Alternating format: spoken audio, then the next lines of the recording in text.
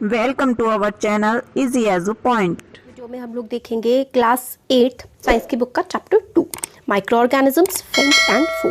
तो देखिए, फ्रेंड का मतलब तो आपको पता ही होगा कि दोस्त होता है, फो का मतलब होता है दुश्मन। ठीक है, माइक्रो ऑर्गेनिजम्स जो होते हैं वो हमारे दोस्त भी होते हैं और साथ ही साथ हमारे दुश्मन भी होते हैं। तो दोस्त कैसे होते हैं, हम लोगों ने इससे पहले वाला जो चैप्टर था उसमें भी देखा था कि काफ़ी सारे माइक्रो ऑर्गेनिजम्स जो हैं वो प्लांट की रूट्स में प्रेजेंट होते हैं, है ना, और वो हेल्प करते हैं और काफ़ी सारे हमारी बॉडी को हार्म भी पहुंचा देते हैं, प्लांट्स को भी हार्म पहुंचा देते हैं। तो उनके बारे में हम इस चैप्टर में पढ़ेंगे। क्या है, हमने काफ़ी सारे प्लांट्स और एनिमल्स देखे हैं, बट कुछ ऐसे भी ऑर्गेनिजम्स हैं जो माइक्रो होते हैं और हम लोगों को अपनी नॉर्मल आंखों से दिखाई नहीं देते हैं।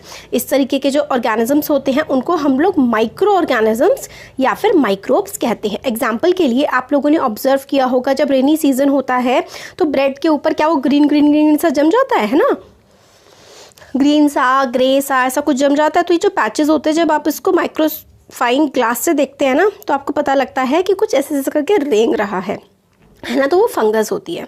माइक्रो ऑर्गेनिजम्स जो हैं वही है, इस पर आपको एक्टिविटी दी हुई है कि आपको क्या करना है, मॉइस्ट सॉइल, थोड़ी गीली मिट्टी लेनी है, उसको बीकर में रखना है, उसमें थोड़ा पानी रख देना है और फिर उसको मतलब मिट्टी ली, पानी लिया और माइक्रोस्कोप से उसको देखना है। तो आपने क्या देखा, छोटे छोटे कीड़े से दिखते हैं। ठीक है, यही है इसमें। Do you find tiny organisms moving around? छोटे छोटे से ऑर्गेनिज्म जब आप माइक्रोस्कोप से देखते हैं ना तो आपको घूमते हुए दिखते हैं। जो कढ़ी होती है ना, सॉरी कढ़ी कह रही हूँ, दही जो होती है, दही में भी बहुत सारे माइक्रो ऑर्गेनिज्म होते हैं। अगर आप माइक्रोस्कोप से देखेंगे तो शायद आपका कभी दही खाने का मन ना करे, ऐसे ऐसे ऐसे करके घूम रहे होते हैं, मगर वो हमारी हेल्थ के लिए अच्छे होते हैं। तो these observation show that water and soil are full of tiny micro organisms. Water होगी, मिट्टी होगी, इसमें बहुत सारे माइक्रो ऑर्गेनिजम्स प्रेजेंट होते हैं। दो not all of them fall into the category of microbes.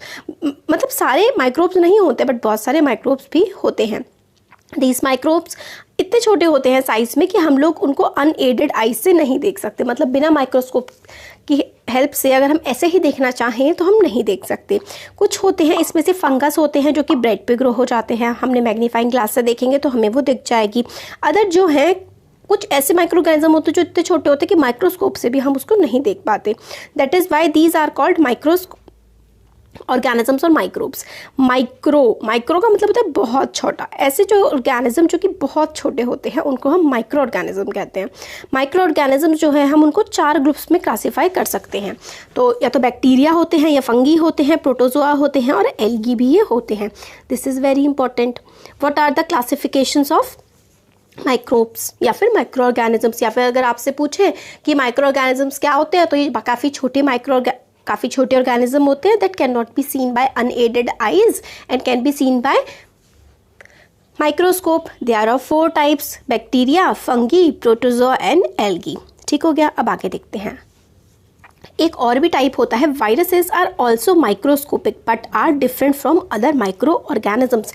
Virus भी जो है वो भी माइक्रोस्कोपिक होते हैं, माइक्रोस्कोप से देख सकते हैं, वैसे नहीं देख सकते हम उसको, मगर ये बाकी सारे ऑर्गेनिजम्स से काफ़ी ज़्यादा डिफरेंट होते हैं, क्योंकि they however reproduce only inside the cell of the host organism. जो वायरस होते हैं ना, ये वायरस ये तभी, मतलब अगर ये वायरस टेबल पे पड़ा है ना तो आप समझ लीजिए मरे हुए के समान है। बट अगर आपके हाथ पे वो वायरस आ गया तो आपका हाथ लिविंग एक चीज़ है, तो आपके हाथ पे ग्रो, मतलब किसी के भी हाथ पे ग्रो करना वो शुरू हो सकता है।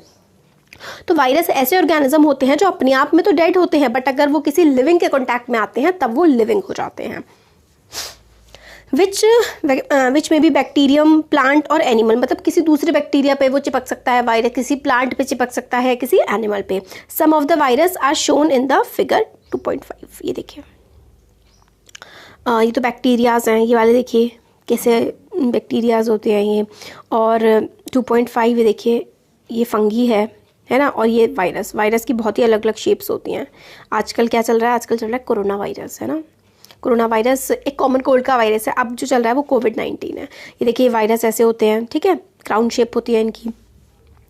तो ये बैक्टीरिया है और हमारे ये एल्गीज जो है इस तरीके की होती है। एल्गी के एग्जांपल आप एक स्पाइरोगायरा एल्गी का इसका एग्जांपल याद कर लीजिए।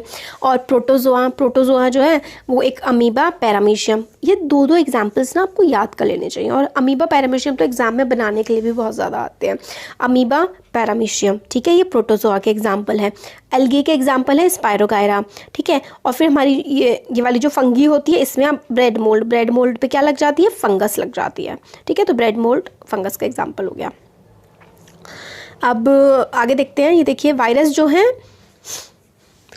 वो इनसे अलग होते हैं और सिर्फ वो किसी एक लिविंग बॉडी के अंदर ही जा कर के एक्ट कर सकते हैं। कॉमन कोल्ड, जैसे कि हम लोग जो ज़ुकाम हो जाता है, इन्फ्लुएंजा जो कॉमन फ्लू हो जाता है, कफ्स वगैरह, ये सब वायरस की वजह से होती है, ठीक है। जो वायरस होते हैं ना, उनकी वजह से क्या होता है, कोल्ड होता है, कफ हो जाता है, खांसी जुकाम होता है वायरस की वजह से। सीरियस डिसीज़ जो होती हैं, जैसे कि पोलियो हो गया, चिकन पॉक्स हो गया, ये भी एक वायरस ही होता है। तो जब पोलियो हो गए, चिकन पॉक्स हो गया, ये भी क्या होते हैं, पोलियो चिकन पॉक्स भी वायरस होते हैं। पोलियो चिकन पॉक्स भी क्या होता है, पोलियो चिकन पॉक्स भी एक वायरस ही है, ठीक है। तो अगर आपसे एग्जाम्पल पूछा जाए वायरस का, तो कोल्ड, इन्फ्लुएंजा, ठीक है, चिकन पॉक्स और पोलियो, ये वायरस के एग्जाम्पल हैं। और डिसीज़ जैसे कि डाइसेंट्री और मलेरिया, ये प्रोटोजोआन्स कॉज करते हैं, वेयर एज टाइफॉइड और ट्यूबरकुलोसिस जो है वो बैक्टीरियल डिसीज़ है। आपको एग्जाम्पल्स ना याद करने पड़ेंगे। ये वाले जो प्रोटोजोआन्स होते हैं ना, वो पेट खराब कर देना, उल्टियाँ लाना, इंसान की काफ़ी ज़्यादा तबीयत खराब कर देते हैं। और मलेरिया जो है ये पानी वगैरह पे पनपते हैं, पानी पे, खाने पे, स्पेशली गंदे पानी में ये डाइसेंट्री और मलेरिया होते हैं। तो प्रोटोजोआ वहाँ पर होता है, वो हमारी बॉडी को काफ़ी ज़्यादा नुकसान पहुँचा देता है। तो आपको ये याद करना है कि ठीक है कि प्रोटोजोआ से कौन कौन सी डिसीज़ होती हैं। तो प्रोटोजोआ से डाइसेंट्री और मलेरिया, क्योंकि आपको एग्जाम में दो आ सकते हैं कि वन वर्ड में कि बैक्टीरिया किस किस से होता है, मतलब बैक्टीरिया से कौन कौन सी डिसीज़ होती है। या फिर आप उसको दे देंगे कि ट्यूबरकुलोसिस किससे होता है, तो ट्यूबरकुलोसिस एक बैक्टीरियल डिसीज़ है, ठीक है। और मलेरिया एक प्रोटोजोअल डिसीज़ है। तो इस तरीके से आपको याद करना है, ठीक है। टाइफॉइड हो गया और ट्यूबरकुलोसिस, ये बैक्टीरिया से होता है। तो हमें ये इमेज दिख गई इसकी। अब आगे देखते हैं, where do micro organisms live. ये जो माइक्रो ऑर्गेनिजम्स हैं ये रहते कहाँ पर हैं। तो माइक्रो ऑर्गेनिजम्स में भी माइक्रो ऑर्गेनिज्म ना एक लौता सेल भी हो सकता है, जैसे कि बैक्टीरिया एक सिंगल सेल में भी एग्जिस्ट कर सकता है। और सम एल्गी एंड प्रोटोजोआ, ठीक है, बैक्टीरिया की तरह, एल्गी की तरह, प्रोटोजोआ की तरह सिर्फ एक सेल में भी ये एग्जिस्ट कर सकता है। और मल्टी सेलुलर मतलब बहुत सारे सेल्स मिलकर के, जैसे कि जो एल्गी होती है और फंगी होती है, इसकी तरह भी ये एग्जिस्ट कर सकता है। They live in all type of environment, ये हर तरीके के एनवायरनमेंट में सर्वाइव कर जाते हैं, चाहे कितनी भी ठंड हो, चाहे कितनी भी गर्मी हो। ये जो माइक्रो ऑर्गेनिजम्स है ये हर जगह सर्वाइव कर जाते हैं। डेजर्ट से लेकर के मार्शी लैंड, बहुत ज़्यादा बारिश वाले इलाकों में भी, जहाँ पे बहुत ज़्यादा पानी रहता है, वहाँ पे भी सर्वाइव कर जाते हैं। They are also found inside the bodies of animals including humans, और ये हमारी बॉडी के अंदर भी मिलते हैं। कुछ माइक्रो ऑर्गेनिजम्स ग्रो करते हैं दूसरों पर, और वाइल अदर्स एग्जिस्ट फ्रीली, मतलब जैसे वायरस है, वायरस तो दूसरों पे डिपेंड करते हैं, है ना, कुछ जो है अपने आप में भी रह लेते हैं आराम से। Micro organisms and us, micro organisms हमारी लाइफ में इंपॉर्टेंट रोल भी प्ले करते हैं। काफ़ी सारे जो है काफ़ी बेनिफिशियल भी होते हैं और काफ़ी सारे बहुत हार्मफुल होते हैं और काफ़ी ज़्यादा डिसीज़ कॉज करते हैं। अब फ्रेंडली माइक्रो ऑर्गेनिजम्स के पहले हम पढ़ेंगे। Microorganisms have been used for the production of alcohol since ages. कई सदियों से अल्कोहल शराब बनाने के लिए माइक्रो ऑर्गेनिजम्स का इस्तेमाल किया जाता है। Micro organisms are used for various purpose, काफ़ी सारे पर्पसेस के लिए इस्तेमाल होता है। They are used in the preparation of curd, दही बनाने में, ब्रेड बनाने में और केक बनाने में। तो ये कैसे होंगे, ये फ्रेंडली होंगे। आपने तो सुना होगा ना अपने घर में कभी कि खमीर उठ जाता है, खमीर जो है ना वो ये माइक्रो ऑर्गेनिजम्स की वजह से ही उठता है। They are also used in cleaning of environment को साफ करने के लिए भी कई बार माइक्रो ऑर्गेनिज्म का इस्तेमाल किया जाता है। एग्जाम्पल के लिए ऑर्गेनिक वेस्ट, जैसे कि सब्जी की जो पत्तियाँ वगैरह होती हैं, एनिमल्स के जो फीसेस जो एनिमल डिस्चार्ज कर देते हैं, एनिमल का गोबर जो होता है उसको हार्मलेस और यूजेबल फॉर्म में बैक्टीरिया कन्वर्ट कर देते हैं। बैक्टीरिया क्या करते हैं, इनको सड़ाते जाते हैं और सॉइल में मिला देते हैं, इससे सॉइल को न्यूट्रिएंट्स मिल जाते हैं। तो ये वाला बैक्टीरिया तो काफ़ी हार्मफुल हो गया है ना, हार्मलेस, क्योंकि जो हार्मफुल चीज़ें होती हैं उसको तोड़ के हार्मलेस चीज़ में कन्वर्ट कर देता है। फिर बैक्टीरिया जो है काफ़ी सारे मेडिसिन के यूज़ में भी आते हैं, ठीक है। एग्रीकल्चर में भी सॉइल फर्टिलिटी को बढ़ाने के लिए नाइट्रोजन, राइजोबियम बैक्टीरिया, हम लोगों ने पिछले ही चैप्टर में पढ़ा है ना, राइजोबियम बैक्टीरिया जो कि नाइट्रोजन प्रोवाइड करता है सॉइल को, है ना। तो सॉइल फर्टिलिटी होती है, सॉइल को और ज़्यादा अच्छा करने में भी ये हेल्प कर देते हैं। Making of curd and bread, मतलब जो दही है और ब्रेड है किस तरीके से बनती है, बैक्टीरिया की हेल्प से बनती है। Milk is turn into curd by bacteria, ठीक है। कर्ड जो है मिल्क है ना, मिल्क में आप कुछ बैक्टीरिया डाल दीजिए और उससे कर्ड बन जाती है। मतलब आप थोड़ा सा मिल्क को गर्म करिए और उसमें थोड़ी सी 1 चम्मच दही डाल दीजिए और फिर पूरा का पूरा वो दही जम जाती है ना। Curd contains several micro organisms, curd में काफ़ी सारे माइक्रो ऑर्गेनिजम्स होते हैं। Of these the bacterium lactobacillus promotes the formation of curd. और ये भी बहुत इंपॉर्टेंट है कि मिल्क से जो कर्ड बनती है वो कौन से बैक्टीरिया की वजह से बनती है, तो लैक्टोबैसिलस। आपको ये बिल्कुल अच्छे से दिमाग में फिट कर लेना है, ठीक है, कि लैक्टोबैसिलस जो है वो बैक्टीरिया है, वो काफ़ी ज़्यादा इंपॉर्टेंट है और उसकी हेल्प से ही, लैक्टोबैसिलस की हेल्प से ही क्या बनता है, लैक्टोबैसिलस की हेल्प से मिल्क से कर्ड बनती है, ठीक है। ये क्या करता है, ये मिल्क में मल्टीप्लाई होता जाता है और मिल्क को कर्ड में कन्वर्ट कर देता है। बैक्टीरिया जो है वो चीज़ बनाने के भी काम का आते हैं, पिकल्स बनाने के भी काम आते हैं, ठीक है। और इम्पॉर्टेंट इंग्रेडिएंट जो कि रवा या फिर सूजी जो है, इडली बनती है, भटूरे बनते हैं दही से, ये सब कौन हेल्प करता है, fermentation of rice, idlis and dosa. तो ये जो बैक्टीरियाज है ना, यही हेल्प करते हैं फर्मेंटेशन के प्रोसेस में। तो जो कर्ड हो गई, कर्ड से हम लोग क्या करते हैं, हम लोग इडली वगैरह जो बनाते हैं ना, उसमें फर्मेंटेशन का प्रोसेस लगता है। इडली हो गया, केक हो गया, इन सब में क्या होता है, खमीर उठाने के लिए फर्मेंटेशन का प्रोसेस लगाया जाता है। मैदा विद ईस्ट पाउडर, ईस्ट का पाउडर डाला जाता है। ईस्ट भी क्या है, एक तरीके का माइक्रो ऑर्गेनिज्म है, ठीक है। आप मैदा में ईस्ट डाल दीजिए, थोड़ी सी चीनी, ये देखिए एक्टिविटी है कि मैदा में आप लोग को चीनी डालनी है, उसमें थोड़ा सा गर्म पानी डालना है, उसको मल देना है और ईस्ट का पाउडर डाल देना है। 2 घंटे के बाद जो आटा होगा आपको फूला हुआ मिल जाएगा। पहले ऐसा था ये मैदा, अब ये ऐसा फूला फूला सा मैदा हो जाता है। तो ईस्ट क्या करता है, बहुत ही जल्दी रिप्रोड्यूस हो जाता है और कार्बन डाइऑक्साइड प्रोड्यूस करता है, रेस्पिरेशन, क्योंकि वो सांस लेता है, वो तो माइक्रो ऑर्गेनिज्म है, तो सांस लेगा तो वो कार्बन डाइऑक्साइड प्रोड्यूस करता है और बबल जैसे निकलते हैं डो में से, ठीक है। Bubbles of gas fill the dough, bubble fill हो जाते हैं और वो फूल जाता है। On the basis, this is the basis of the use of yeast in the baking industry for making breads, pastries and cakes. तो ईस्ट का बहुत ज़्यादा तो हेल्पफुल हो गया ना, ईस्ट का काफ़ी ज़्यादा इस्तेमाल होता है ब्रेड बनाने में, पेस्ट्री बनाने में और केक बनाने में। Commercial use of micro organisms, मतलब इंडस्ट्रीज़ में भी काफ़ी ज़्यादा इस्तेमाल होता है माइक्रो ऑर्गेनिजम्स का।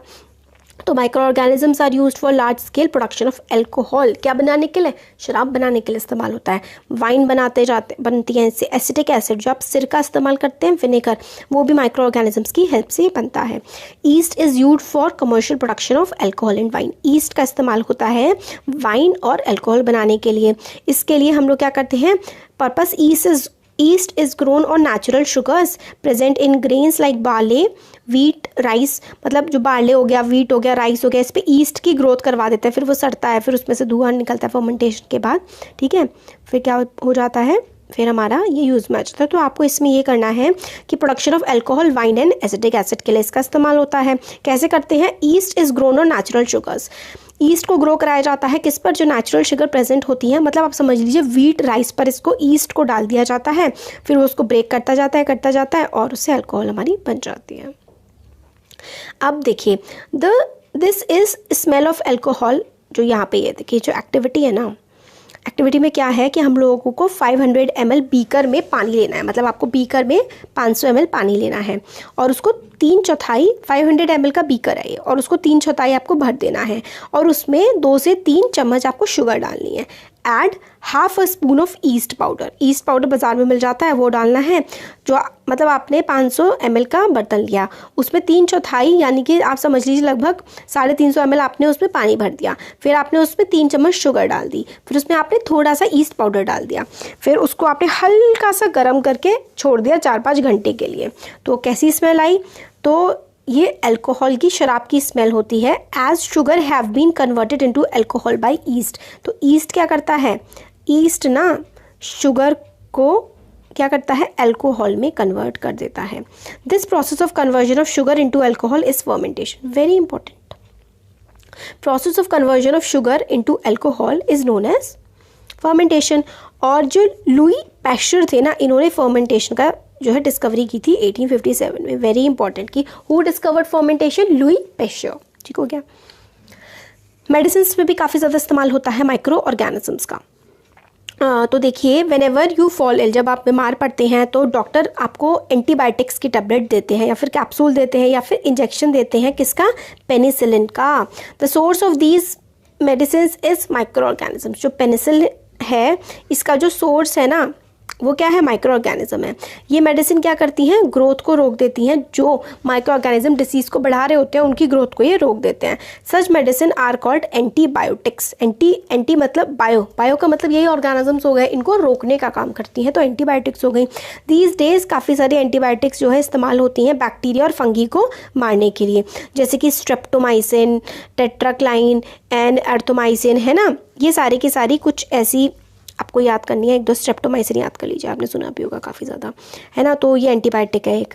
Are some of the commonly known antibiotics which are made from fungi and bacteria. तो ये स्ट्रेप्टोमाइसिन वगैरह फंगी बैक्टीरिया की हेल्प से बनाए जाते हैं। एंटीबायोटिक्स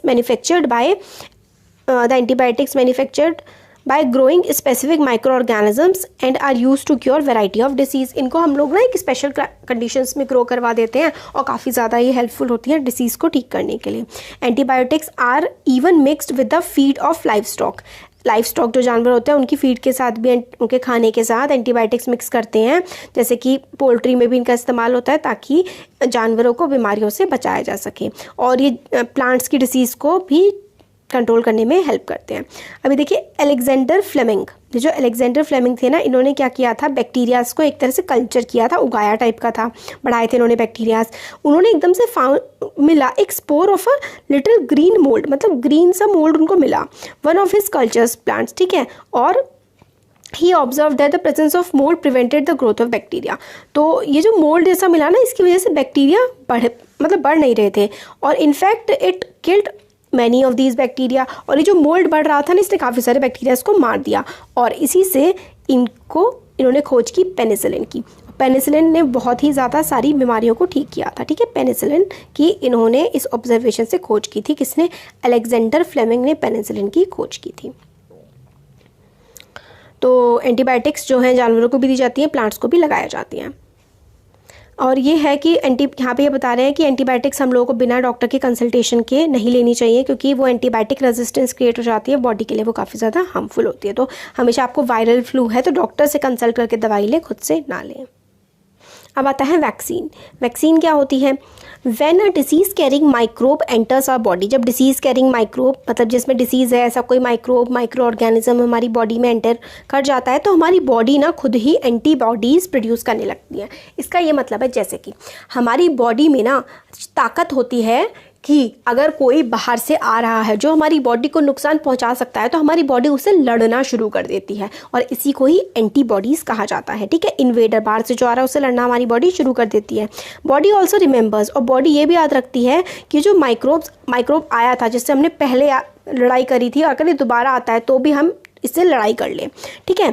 इसीलिए क्या किया जाता है कि मरे हुए या फिर बहुत ही वीक माइक्रोब्स हमारी बॉडी में, हेल्दी बॉडी में डाले जाते हैं, ताकि हमारी बॉडी को उनसे लड़ना और उन्हें मारना आ जाए, ठीक है। क्योंकि एंटीबॉडीज़ जो है ना वो हमेशा हमारी बॉडी में रहती हैं, क्योंकि वो हमारी बॉडी को प्रोटेक्ट करती है। एंटीबॉडीज़ बाहर से नहीं, हम लोग की बॉडी खुद ही प्रोड्यूस करती है। तो कोई बाहर से कोई बैक्टीरिया, फंगी वगैरह आते हैं तो हमारी बॉडी उससे लड़ना शुरू कर देती है। तो अगर हम क्या करें, पहले अगर बहुत ज़्यादा स्ट्रॉन्ग बैक्टीरिया या फंगी या वायरस आया तो हो सकता है हमारी बॉडी लड़ने में सक्षम ना हो, तो वैक्सीनेशन में क्या किया जाता है कि वीक बैक्टीरिया, वायरस, फंगी वगैरह हमारी बॉडी में डाल दिए जाते हैं, फिर हमारी बॉडी उनसे लड़ना सीख जाती है। तो अगर कोई उसके बाद कोई बहुत स्ट्रॉन्ग भी आया ना, बैक्टीरिया, वायरस, फंगी वगैरह, तो हमारी बॉडी उससे लड़ लेती है, और इसी प्रोसेस को हम लोग वैक्सीनेशन कहते हैं, ठीक है। This is how vaccine works. इस तरीके से वैक्सीन वर्क करती है। काफ़ी सारी डिसीज़ जैसे कि cholera, tuberculosis, small pox, hepatitis can be prevented by vaccination. तो ये सारे के स्मॉल पॉक्स, हेपेटाइटिस, ट्यूबरकुलोसिस वगैरह ये सब वैक्सीनेशन से प्रिवेंट किए जा सकते हैं। एडवर्ड जेनर जो है, उन्होंने जो स्मॉल पॉक्स से पहले बहुत लोग मरते थे, तो ये एडवर्ड जेनर है, इन्होंने वैक्सीन बना ली थी इसकी, स्मॉल पॉक्स की। चाइल्डहुड में आप लोगों को काफ़ी सारे, बचपन में ना बच्चों को इंजेक्शन लगते हैं to protect yourself against several disease, काफ़ी सारी डिसीज़ से प्रोटेक्ट करने के लिए, ठीक है। तो ये ज़रूरी है कि बच्चों को इन सब डिसीज़ से प्रोटेक्ट किया जाए, क्योंकि मतलब इसलिए क्या करना चाहिए, छोटे बच्चों का वैक्सीनेशन करवाते रहना चाहिए समय समय पर। आपने टीवी में, न्यूज़पेपर में एड्स वगैरह देखे होंगे कि जो बच्चे हैं पोलियो से ग्रसित होते हैं, ठीक है। तो इसलिए ना हो किसी को पोलियो, तो पल्स पोलियो प्रोग्राम हमारे देश में चलाया गया है। इससे बच्चों को पोलियो की ड्रॉप पिलाई जाती है। ये एक्चुअली क्या होती है, ये एक वैक्सीनेशन होती है ताकि बच्चे को पोलियो ना हो। अगर थोड़ी देर पहले हम लोगों ने पढ़ा था कि पोलियो किससे होता है, अगर आपको याद है तो आप बताइए कि बैक्टीरिया से, वायरस से, फंगस से, प्रोटोजोआ से, किससे होता है, बताइए कमेंट सेक्शन में। ठीक है, तो चिल्ड्रन अगेंस्ट पोलियो, ठीक है, तो प्रोटेक्शन किस तरीके से कर सकते हैं बच्चे पोलियो के अगेंस्ट, तो उसके लिए क्या हम लोग को वैक्सीन दी जाती है बचपन में। वर्ल्ड वाइड कैंपेन स्टार्ट हुआ था स्मॉल पॉक्स को ख़त्म करने के लिए। एक वर्ड के काफ़ी सारे पार्ट से स्मॉल पॉक्स ख़त्म भी हो चुका है। और दीज डेज जो है वैक्सीन काफ़ी ज़्यादा लार्ज स्केल पे बनाई जाती है माइक्रो ऑर्गेनिजम्स का यूज़ करके, ताकि ह्यूमन को, एनिमल्स को प्रोटेक्ट किया जा सके बहुत सारी डिसीजेज से। अब इंक्रीजिंग सॉइल फर्टिलिटी, सॉइल की फर्टिलिटी को बढ़ाना। कुछ बैक्टीरियाज जो होते हैं ना वो एबल होते हैं, हम लोगों ने पढ़ा था राइजोबियम बैक्टीरियाज के बारे में, उनको फिक्सर्स कहते हैं। तो वो क्या करते हैं, कुछ बैक्टीरियाज ऐसे होते हैं कि नाइट्रोजन जो होती है ना एटमॉस्फेयर की, उसको ले लेते हैं और सॉइल में पहुंचा देते हैं और सॉइल की फर्टिलिटी बढ़ जाती है। ऐसे माइक्रोब्स को हम लोग बायोलॉजिकल नाइट्रोजन फिक्सर्स कहते हैं, मतलब नाइट्रोजन को दे देते हैं प्लांट को जब उनकी ज़रूरत होती है, जैसे कि राइजोबियम बैक्टीरिया। ठीक है, राइजोबियम बैक्टीरिया जो है ना वो ये काम करता है। नेक्स्ट आता है यहाँ पर देखिए नाइट्रोजन फिक्सिंग साइनोबैक्टीरिया, तो आप राइजोबियम कह सकते हैं या फिर आप वो पिछले क्लास में पढ़ा था, अब आप साइनोबैक्टीरिया कह सकते हैं, ब्लू ग्रीन एल्गी या फिर साइनोबैक्टीरिया ब्लू ग्रीन एल्गी। अब क्लीनिंग द एनवायरनमेंट साफ़ करना है ना। एनवायरनमेंट कैसे साफ़ करना चाहिए, तो पहली बूझों ने ऑब्जर्व किया कि गार्डनर जो है मैन्योर डाल रहा है और उसके फ्रेंड के साथ उन्होंने वेस्ट, प्लांट, वेजिटेबल एंड ये सब कलेक्ट किए और उन्होंने एक गड्ढे में डाल दिए वेस्ट डिस्पोजल के लिए। फिर वो डिकम्पोज हो गए और मैन्योर बन गए। ठीक है, इस तरीके से होता है, मैन्योर बन जाता है। आप भी बना सकते हैं कि आपके जो प्लांट, एनिमल और सबका वेस्ट है एक गड्ढा खोदिए, उसमें डाल दीजिए, मिट्टी से ढक दीजिए और कुछ समय बाद मैन्योर बन जाएगा। ठीक है, तो इसमें यही है कि जो प्लांट वेस्ट होता है उसको मैन्योर में कन्वर्ट करते हैं। कौन करता है प्लांट वेस्ट को मैन्योर में कन्वर्ट? माइक्रोब्स करते हैं। और जो न्यूट्रिएंट्स हैं release by the process can be used by plant again. और जो प्रोसेस मैन्योर बन जाता है वो पहले प्लांट सड़ गया था, ख़त्म हो गया था प्लांट, फिर उसके बाद वो दोबारा से मैन्योर की फॉर्म में न्यूट्रिएंट्स प्रोवाइड कर देगा सॉइल को। तो ये पॉट वगैरह का है, इतना ये इंपॉर्टेंट नहीं है। तो हम लोग ये देखते हैं लार्ज अमाउंट जो डेड ऑर्गेनिक मैटर होता है, मतलब जो ऑर्गेनिक मैटर होता है वो डिकेइंग प्लांट के फॉर्म में होता है और कई बार डेड एनिमल्स जो कि ग्राउंड में तक चले जाते हैं और कुछ टाइम बाद गायब हो जाते हैं। ये क्यों होता है? मतलब कुछ प्लांट है पड़े हुए हैं, सड़ सड़ के ख़त्म हो गए, जानवर ख़त्म होते हैं, कैसे हो जाते हैं? क्योंकि माइक्रो ऑर्गेनिजम्स जो है ना वो इन पर एक्ट कर रहे होते हैं। ठीक है, और इनको सिंपल सब्सटेंस में कन्वर्ट कर देते हैं और ये सब्सटेंस जो है प्लांट के द्वारा दोबारा से इस्तेमाल किए जा सकते हैं।